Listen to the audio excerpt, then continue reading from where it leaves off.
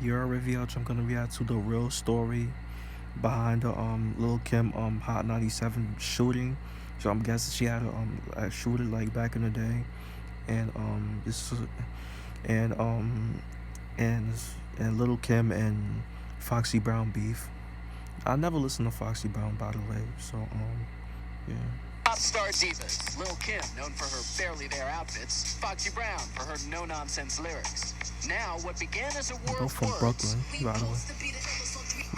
has escalated to a hail of bullets. In the 1990s, rivalries and conflicts in hip-hop have long played a prominent role, fueling both creativity and controversy. Few feuds have left a more indelible mark than the intense conflict that unfolded between the iconic rap artist Lil Kim and various figures within the industry. Alongside the vibrant artistry and boundary-pushing style, Lil Kim's career became synonymous with controversy, reaching its boiling point with the notorious Hot 97 shooting, shaking the music world to its core. Lil Kim was born Kimberly Denise Jones on July 11, 19... She was a chubby baby back. She was a chubby baby back in the day. 1974 in Brooklyn, New York. Her parents, Ruby Mae Jones and Linwood Jones, hail from Trinidad, with her father being a United States Marine. As a child, Kim was sent to a well-regarded Catholic school called Queen of All Saints in an attempt to provide a stable learning environment for her. Unfortunately, the stability didn't last long, and when Kim was only 8 years old, her parents' marriage crumbled. Her father became verbally and physically abusive towards her mom, frequently leaving her with black eyes, and later telling people that she had fallen. After her parents separated in 1983, Kim, her mom, and her brother all relied on the kindness of friends for shelter, even the time when they moved to New Rochelle, which was classified as a suburban area of New York. The neighborhood in New Rochelle was primarily all white, and it didn't take long before some girls started teasing Kim about her skin color. Her mother, Ruby Mae, really struggled for money, and it didn't take long before she was completely unable to support her family, thus granting custody of their two children back to their father, Linwood. During an interview, Kim's mother explained, "I was basically living out of the trunk of my car. I didn't feel like it was appropriate for the children, so I let Kim go to live with her father." Back home, her father was frequently absent for reserve duty, so Kim and her brother were often left with their aunt, who lived in the projects and was raising several sons of her own. Despite the whole situation, the father and daughter relationship remained on good terms up until Kim's teenage years. According to Kim, she and her dad were really close up until she was around 13 and started taking an interest in boys. One time, she really liked a schoolmate and agreed to be his girlfriend. Unfortunately, when her father found out about it, he was outraged. Kim says he called her enough, saying, "You're just like your mother." Damn, her father violated her, bro. Dad called his own daughter a bitch and a whore, just like her mother. Like, so basically, like, the dad's calling Kim a bitch and a whore, just like his mom. he be talking like that to her mother too, like calling her bitches and whores and all that shit. To no surprise, He hearing these wildin', kinds of words bugging. coming from a parent had a devastating effect on her. If he hadn't said what he said to me, I probably would have stayed a virgin up until I was 21. But after that, I rebelled. Fights between the two became more and more frequent, and soon enough, violent. On more than one occasion, Kim remembers her morning wake-up call being a fist crashing into her face. It even got to a point where, according to Kim, during one fight, in an attempt to defend herself, she stabbed him in the shoulder with a pair of scissors. Fed up with all of it, Damn. Kim left home at the age of Poked 14. him. She packed a bag and hit the cold New York streets, wandering in and out of neighbors' homes. She has often described her life during those years as a procession of doing whatever I had to survive. She peddled drugs for boyfriends, worked odd jobs in department stores like Macy's, and even had sex with older men who housed and fed her. She also hinted that she was sexually abused, though she has never named her. Damn, Kim been through a lot, bro. While hearing this, Kim been through a lot, bro. User. Kim attended Sarah J. Hill Vocational High School for 2.5 years, but would eventually be transferred to Brooklyn College Academy due to not completing her schoolwork. Coincidentally enough, this would also be the school for Inga Marchand, better known as Foxy Brown. At the time, the two had a couple of things in common and were on good terms, despite Brown being 4 years younger. While their childhood stories differed, they both shared the same passion, which was music. Allegedly, they would talk on the phone for hours about how they would take over hip-hop and, despite anything, would support each other no matter what. After a lot of trials and tribulations, at the age of 19, Kim's life would finally take a turn when one day walking back from her work in Bloomingdale's, she would bump into Biggie on the street corner. She did an impromptu rap for Wallace, and after that, he was immediately sold. Kim said, "We lived on the same block in Brooklyn. I always thought he was cute, and when I first started talking to him, I felt like I'd known him for years." Biggie signed on for the job, bringing Kim into the fold of what everyone called. Nah, my son Biggie Smalls, is a fly nigga, bro. Like just like I have search up Biggie pictures. I looked up his flicks and all that shit, and when Biggie used to take back in the day, and Biggie was a fly nigga, bro. I ain't gonna lie, bro. Got the Versace shirts on, Versace glasses and all that, bro. He was a fly nigga, bro. BAG family. He signed to Puff's label, Bad Boy Entertainment. My son has dread, bro. Biggie had dread before drip was even a word, bro. And apart from his solo career, he also put together a drip was even a word back then. Mafia, whose members included several of his childhood friends, and now the only female member with her diminutive 4'11" stature, Kimberly Jones. Brown, who had been spitting rhymes in childhood, also found her way into the industry. While still a teenager, Brown won a talent contest in the Barstow neighborhood of Brooklyn, New York. Members of the production team, trackmasters, who were working on LL Cool J's Mr. Smith album, were in attendance that night and were impressed enough to invite Brown to rap on one of the singles, called I Shot Ya. The beat for the song was originally meant for Biggie, but music executive Chris Lighty insisted that the beat would be given to LL Cool J. I Shot Ya was released in 1995, and it marks Brown's first appearance on the record. On the creep over like raw ass cheeks, I'm flexing raw dog without protection, disease infested. Soon enough, I heard LL Cool J rapping it. The only rappers I heard rap off these beats was LL Cool J and 50 Cent. In my opinion, I think 50 Cent rap, I think 50 Cent did the best, bro. He did it better, bro. Daddy, this is my boyfriend.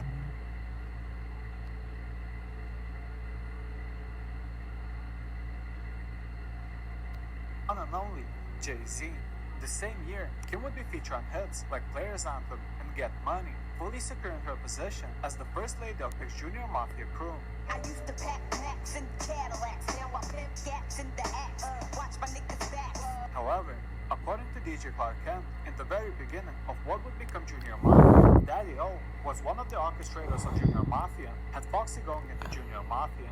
While he remains unsure if Junior Mafia would have had two women, Foxy and Kim, Clark has explained that the eventual outcome of the lineup had nothing to do with Kim being added over Foxy. Kim's increasing popularity as a member of Junior Mafia allowed her to start a solo career, and shortly after the Conspiracy album was released in late 1995, she began working on what would become her debut album, Hardcore. At the same time, Brown was also making waves. She appeared on the Nutty Professor soundtrack on the songs Touch Me Tease Me by Case. The Foxy Brown make case. Now we live Bonnie and Clyde. Now I'm up in Jamaica breaking all your paper.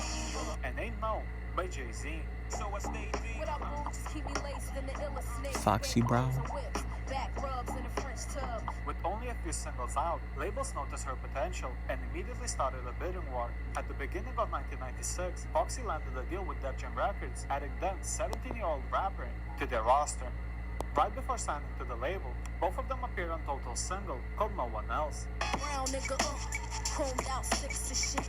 Bubbling, laying up with them Colombians. The Total's track is the only song both women have been officially featured on.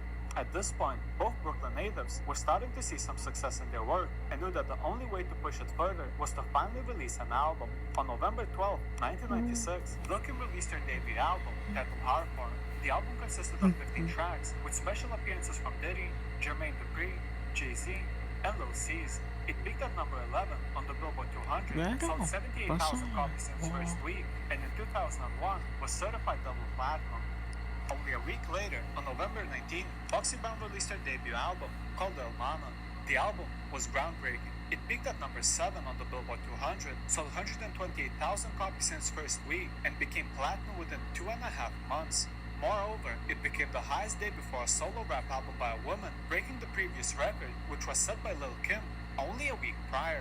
Well, all of it didn't seem to affect their relationship, and the pair seemed to be on good terms, with Foxy even shouting out Lil Kim on the title track. Shaking my ass half naked, loving this life, waiting for Kim album drop, knowing this is hype. The media started to more and more compare both of them, seemingly trying to create a rivalry between the two.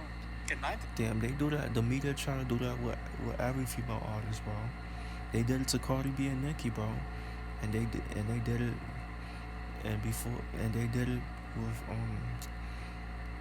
it with Foxy and Kim, bro. 97, Foxy Brown. They try to like turn like Cardi B and Nicki together, and that worked. And they did it, and they turned Foxy and Kim against each other, and which that also worked, you know. Nas, AZ, and Nature to form a hip-hop supergroup called The Firm. The same But year, you can't despite listen being to interviewed like separately, other Kim people, and Brown bro. appeared on the cover of the Source know. magazine, and in spite of the public's constant comparisons, the two still You gotta consider have a mind of themselves your own, friends. you know. Moreover, Def Jam CEO, Lear Cohen, wanted to bring together both women for a joint album, titled Thelma and Louise, which they would have received $500,000 each if participated. Unfortunately, out of nowhere, both of the artists turned down the deal, marking the first hint that the two women were no longer on friendly terms. Years later, it's still a mystery what happened between the two, with DJ Clark Kent saying it's like one day they started hating each other. All of a sudden, they just weren't cool. Kim Osorio, veteran hip-hop journalist and editor-in-chief of the Source magazine, said, "One story that I remember was about their album packaging. If you go back to both of their debut albums, you will notice that they have the same outfit. I remember hearing that one had borrowed the outfit from the other, and that led to them not speaking." While the reason was never confirmed, Kent elaborated on this in the interview by stating, "It could have been something super corny that just blown out of proportion, or it could have been something read in an interview that got read wrong, and nobody around said, no, this is what she meant." Regardless of the reasoning, it was reported that by the end of 1997, Foxy and Brown were no longer in communication. At first, it was hard to understand whether all of these speculations were true or not, and if there was any beef at all, since both artists remained silent for some time and made zero comments. 2 years had gone by, and the beef eventually reached the music. The first song that mentioned the ongoing feud between the two was on Foxy Brown's second studio album, titled China Doll, on the song called My Life. In the song, she doesn't mention Kim, but talks about a friend who was like a sister to her, but would eventually have a follow due to pride, mentioning Thelma and Louise, making a direct reference to their relationship. You was my sister. We used to dream together how we could make it real big, do our thing together. While it may seem like she talks about it in a more remorseful Nah, or it seems nostalgic way, like the Lil' record Kim, was a bro. subtle diss to Lil' Kim. It seemed like she was talking about Lil' Kim in those bars, bro. Yeah. Especially since during this time, Brown had Considering that they both from Brooklyn and all that shit, you know. And I think they did a song together. I've never heard their songs together, you know. been supporting Lil' Kim's rival, Dave Evans, in multiple interviews. If I don't listen to Foxy Brown songs, I never listen to a Foxy Brown songs. In February 1999, a significant part of the media started to take notice and wrote articles about Brown suddenly sounding exactly like Lil' Kim. On June 8, 1999, Lil C's released a single, Play Around, featuring Lil' Kim and P. Diddy. In the song, Puff says, "Stop trying to sound like her too." While he doesn't mention Fox by name, it was most likely a reference to her, since she has been criticized for having similar style. So he's saying like, so Lil C's saying like Foxy Brown is trying to sound like Lil' Kim. Kim included her use of sexually explicit lyrics. On June 27, 2000, Lil' Kim released a single titled Notorious Kim, which was the first single of her second studio album. In the song, Kim didn't hold back and went in deep. She called out Brown for having fake raps, hinting that she doesn't write her own stuff, and also called out her erratic behavior, such as crashing her Range Rover in Flatbush with no license, mooning her neighbor, and attacking nail salon employees. She continued the song by saying that she isn't a star, and even her record label knows that. She would also reassure everyone that this was about Foxy Brown, with a line saying, I bet on Lizzie's before you and your firm, a direct reference to the firm. Honorable mention, Shen was also caught in the crossfire, no pun intended, with the second verse of the song that's completely Sean. directed at him. Bum ass nigga, don't even know how to bust a gun ass nigga, dumb ass nigga. To no surprise, Foxy was pissed and decided to not be so sweet this time and don't hold back. On November 21st, 2000, Foxy was featured on a single titled Bang Bang by Capone and Orega. Foxy's verse starts with the same intro Kim used on Mobb Deep's Quiet Storm remix, which was also rumored to be a diss track towards her. She mentions the subliminal disses made towards her throughout the years by Kim and Diddy, referencing the track Play Around.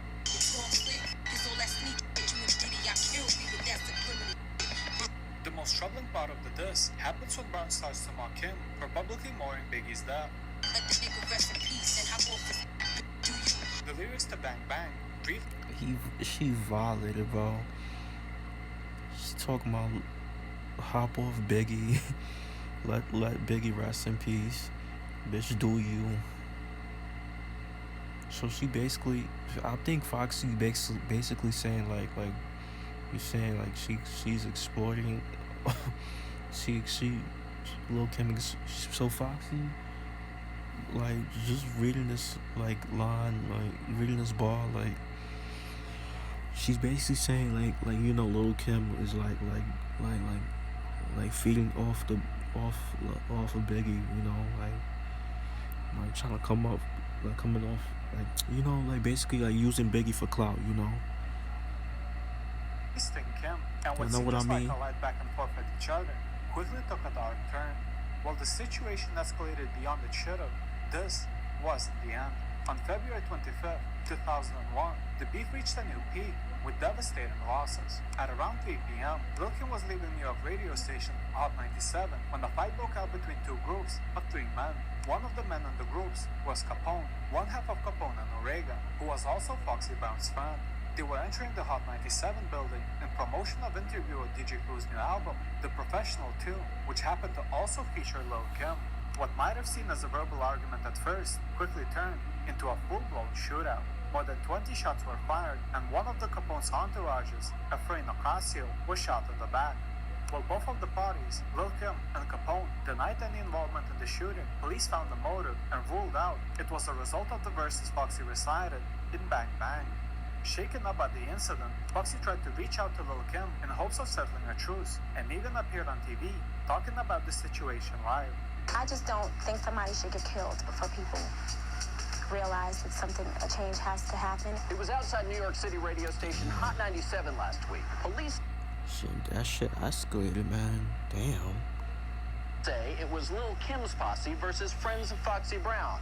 5 guns in all, 21 shots fired, and 1 man shot in the back. So Now deep. Foxy Brown, who was working on her new album at the time of the shooting, has invited Lil Kim and her crew to make peace. We just want to stop it. We just want to say, look, let's put an end to it. During the 4-year span leading up to Lil Kim's sentencing, Brown and Lil Kim continued to exchange subtle diss records towards each other.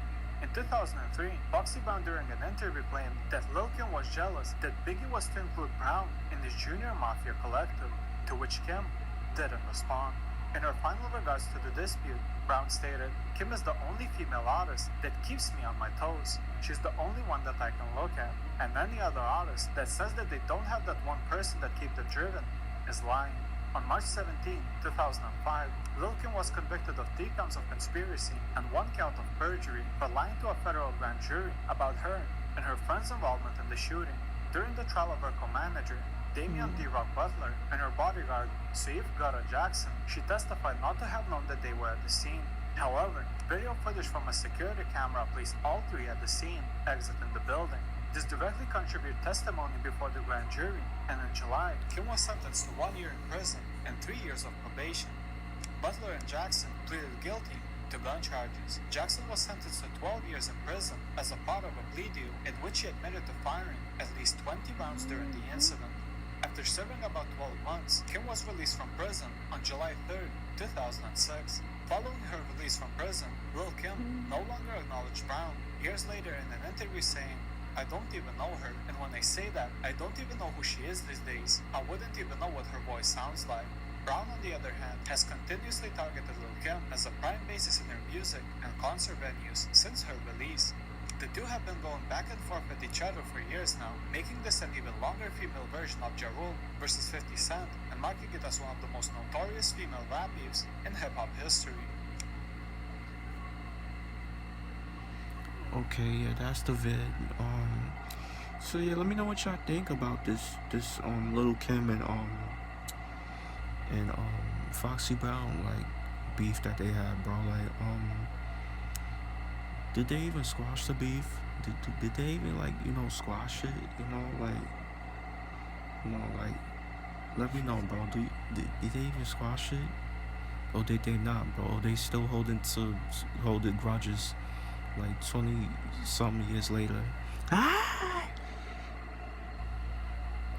No, I don't know why I did that, but so yeah, let me know what y'all think, bro. Comment down below what is your favorite Lil Kim song, if you're a fan of her. And if you're a fan of Foxy Brown, comment down below what is your favorite Foxy Brown song too. Make sure y'all like, comment, subscribe. Y'all know the vibes. Wherever you're checking out, you are.